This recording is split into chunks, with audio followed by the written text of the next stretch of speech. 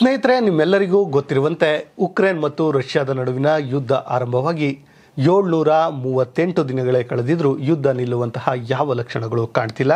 ಅದೇ ಕಾರಣಕ್ಕೆ ಇದೀಗ ಮತ್ತೆ ಈ ಯುದ್ಧ ಏನಿದೆ ಇದರಲ್ಲಿ ಹೊಸ ಬೆಳವಣಿಗೆಗಳು ಆಗ್ತಾ ಇದೆ. ಹೌದು ಸ್ನೇಹಿತರೆ, ಇದೊಂದು ಯುದ್ಧದಿಂದ ಅದೆಷ್ಟೋ ಬಲಿಷ್ಠ ರಾಷ್ಟ್ರಗಳೇ ಇದೀಗ ಮಕಾಡೆ ಮಲಗುವಂತಹ ಕೆಲಸವನ್ನ ಮಾಡ್ತಿದೆ.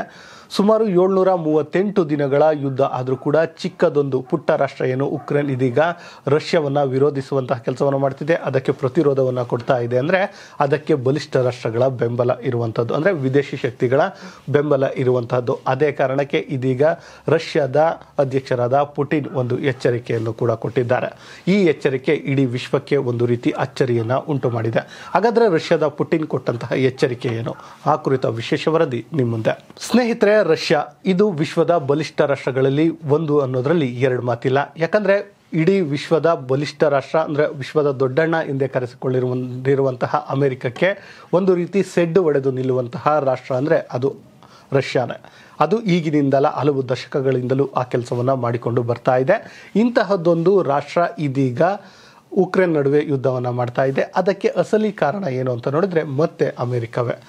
ನಿಮ್ಗನ್ಸಿರ್ಬೋದು ಸ್ನೇಹಿತರೆ, ಉಕ್ರೇನ್ ಮತ್ತು ಈ ರಷ್ಯಾ ಯುದ್ಧಕ್ಕೆ ಅಮೆರಿಕ ಹೇಗೆ ಕಾರಣ ಆಗಿರಬಹುದು ಎನ್ನುವಂಥದ್ದು. ಅದಕ್ಕೆ ನಾನು ಸಿಂಪಲ್ ಆಗಿ ನಿಮಗೆ ಅರ್ಥ ಮಾಡಿಸುವಂಥ ಕೆಲಸವನ್ನು ಮಾಡ್ತೀನಿ.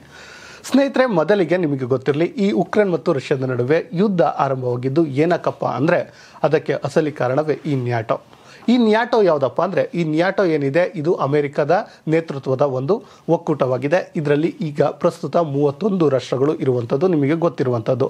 ಫಿನ್ಲ್ಯಾಂಡ್ ಇತ್ತೀಚೆಗೆ ಸೇರ್ಪಡೆಗೊಂಡಂಥ ಒಂದು ರಾಷ್ಟ್ರವಾಗಿದೆ. ಇದೇ ಒಕ್ಕೂಟಕ್ಕೆ ಉಕ್ರೇನ್ ಸೇರಿಕೊಳ್ತದೆ ಎನ್ನುವಂತಹ ಮಾತನ್ನು ಹೇಳಿತು. ಆಗ ರಷ್ಯಾ ಬುದ್ಧಿವಾದವನ್ನು ಕೂಡ ಹೇಳಿತು. ಅಂದರೆ ನೀನು ಏನು ಉಕ್ರೇನ್ ಹೇಳುತ್ತೆ, ನೀನು ಯಾವುದೇ ಕಾರಣಕ್ಕೂ ನ್ಯಾಟೋವನ್ನು ಸೇರಬಾರ್ದು, ಸೇರಿದರೆ ಯುದ್ಧ ಮಾಡಬೇಕಾಗುತ್ತೆ ಅಂತ. ಬಟ್ ಉಕ್ರೇನ್ ಮಾತನ್ನು ಕೇಳೋದಿಲ್ಲ. ನಿಮ್ಗನ್ಸಿರಬಹುದು, ಉಕ್ರೇನು ನ್ಯಾಟೋಗೆ ಸೇರಿದರೆ ರಷ್ಯಾಕ್ಕೆ ಏನಪ್ಪ ಸಮಸ್ಯೆ ಎನ್ನುವಂಥದ್ದು. ಖಂಡಿತವಾಗಿಯೂ ಸಮಸ್ಯೆ ಇದೆ. ಒಂದು ವೇಳೆ ಉಕ್ರೇನ್ ಮತ್ತು ರಷ್ಯಾ ಅಕ್ಕಪಕ್ಕ ಇದ್ದಾವೆ, ಒಂದು ವೇಳೆ ಉಕ್ರೇನ್ ಏನಾದರೂ ಏನು ನ್ಯಾಟೋಗೆ ಸೇರಿದ್ದೆ ಆದರೆ ಅಲ್ಲಿ ಅಮೆರಿಕದ ಪ್ರಾಬಲ್ಯ ಹೆಚ್ಚಾಗುತ್ತೆ. ರಷ್ಯಾಕ್ಕೆ ಒಂದು ರೀತಿ ಆತಂಕ ಮನೆ ಮಾಡುತ್ತೆ. ಯಾವಾಗ ಏನಾಗುತ್ತೆ ಎನ್ನುವಂಥದ್ದು ಗೊತ್ತಾಗೋದಿಲ್ಲ. ಅದೇ ಕಾರಣಕ್ಕೆ ಅಂದರೆ ಮತ್ತೆ ಈ ನ್ಯಾಟೋ ಏನಿದೆ ಪ್ರಜಾಸತ್ತಾತ್ಮಕ ರಾಷ್ಟ್ರಗಳ ಒಕ್ಕೂಟ ಇರ್ಬೋದು, ವಾರ್ಸಾ ಎನ್ನುವಂಥ ಒಕ್ಕೂಟ ಕೂಡ ಇದೆ. ಅದು ರಷ್ಯಾ ಬೆಂಬಲಿತವಾದದ್ದು. ಅಂದರೆ ತನ್ನ ಪಕ್ಕದಲ್ಲಿಯೇ ಒಂದು ಶತ್ರು ರಾಷ್ಟ್ರ ಬಂದು ನೆಲೆಯನ್ನು ಕಂಡುಕೊಳ್ಳುತ್ತೆ ಅಂದರೆ ಯಾವ ರಾಷ್ಟ್ರಕ್ಕೆ ತಾನೇ ಆತಂಕ ಉಂಟಾಗೋದಿಲ್ಲ. ಅದೇ ಕಾರಣಕ್ಕೆ ಉಕ್ರೇನ್ ಮೇಲೆ ಯುದ್ಧವನ್ನು ಸಾರಿದ್ದು. ಒಂದು ರೀತಿ ಈ ಯುದ್ಧಕ್ಕೆ ಮತ್ತೆ ಅಮೆರಿಕವೇ ಕಾರಣವಾಗಿರುವಂಥದ್ದು. ಇನ್ನು ಸ್ನೇಹಿತರೆ, ಈಗಿರುವಾಗಲೇ ರಷ್ಯಾ ಒಂದು ಎಚ್ಚರಿಕೆಯನ್ನು ಕೊಟ್ಟಿದೆ. ಏನಂದರೆ ಈ ಯುದ್ಧ ಶುರುವಾಗಿ 738 ದಿನಗಳಾದರೂ ಕೂಡ ಪುಟ್ಟ ರಾಷ್ಟ್ರವೊಂದು ಈ ರೀತಿಯಾಗಿ ಬೆಂಬಲವನ್ನು ಪಡೆದುಕೊಂಡು ಯುದ್ಧವನ್ನು ಮಾಡ್ತಿದೆ ಅಂದರೆ ಅದರ ಹಿಂದೆ ಕೆಲ ಪ್ರಬಲ ರಾಷ್ಟ್ರಗಳಿವೆ. ಅದರಲ್ಲಿ ಫ್ರಾನ್ಸ್ ಇರಬಹುದು, ಅಮೆರಿಕ ಇರಬಹುದು, ಮತ್ತು ಚೀನಾ ಈ ರೀತಿಯ ದೇಶಗಳು ಇರಬಹುದು ಎನ್ನುವಂತಹ ಮಾತನ್ನು ಪುಟಿನ್ ಹೇಳಿದ್ದಾರೆ.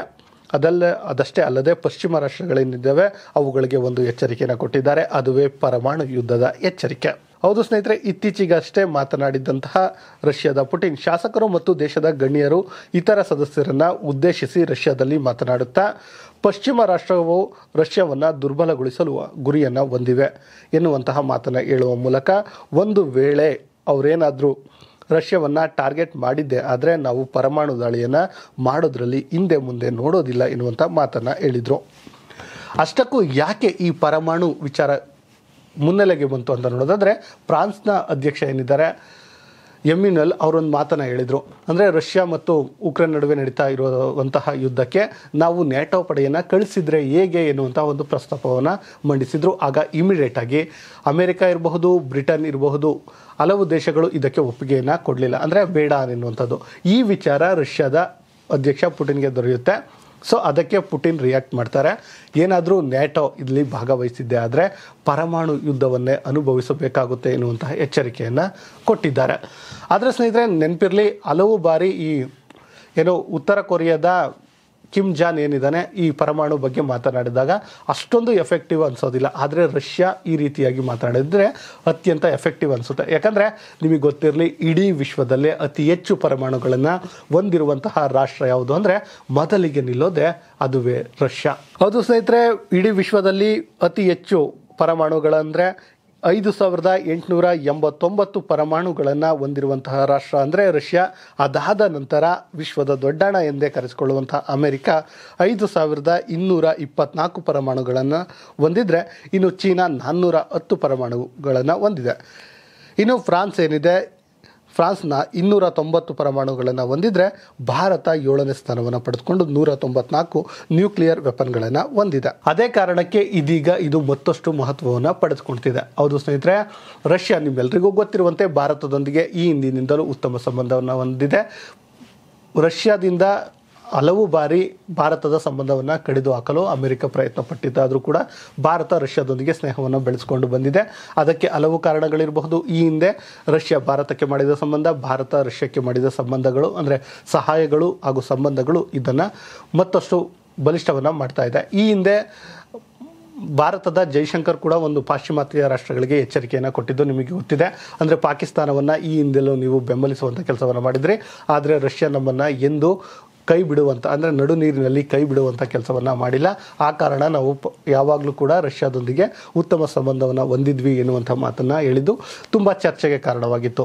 ಒಂದು ರೀತಿ ಪಾಶ್ಚಿಮಾತ್ಯ ರಾಷ್ಟ್ರಗಳಿಗೆ ಜೈಶಂಕರ್ ಎಚ್ಚರಿಕೆಯನ್ನು ಈ ಹಿಂದೆ ನೀಡಿದರು.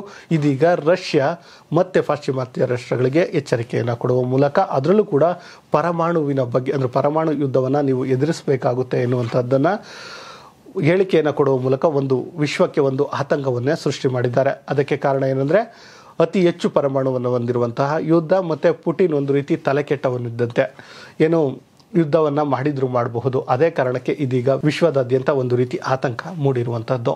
ಇಂತಹದ್ದೇ ಸುದ್ದಿಗಾಗಿ ಸದಾ ನೋಡ್ತಾ ಇರಿ ಲೈನ್ ಟಿವಿ ಕನ್ನಡ.